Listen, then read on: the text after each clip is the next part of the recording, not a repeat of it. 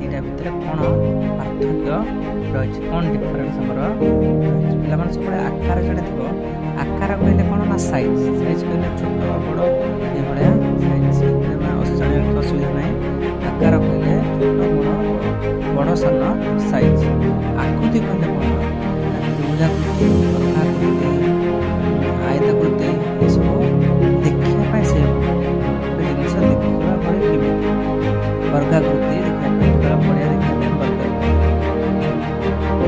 ଗୋଟିଏ ଖେଳ ପଡ଼ିଆ ଆୟତାକୃତି, ଆକୃତି ସେଇଭଳିଆ ଦେଖିବା ପାଇଁ ସେଇଭଳିଆ ଆକୃତି, ବର୍ଗାକୃତି, ଆୟତାକୃତି, ତ୍ରିଭୁଜାକୃତି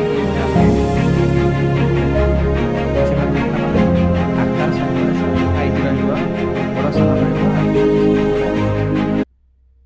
ଯାହା ଦେଖିବା ପାଇଁ ସେଇଭଳିଆ ଆମେ ସେଇଭଳିଆ ଆକୃତି ବୋଲି କହିବା। ତ୍ରିଭୁଜାକୃତି, ବର୍ଗାକୃତି ଏହା ହିଁ ରହିବ। ଧନ୍ୟବାଦ।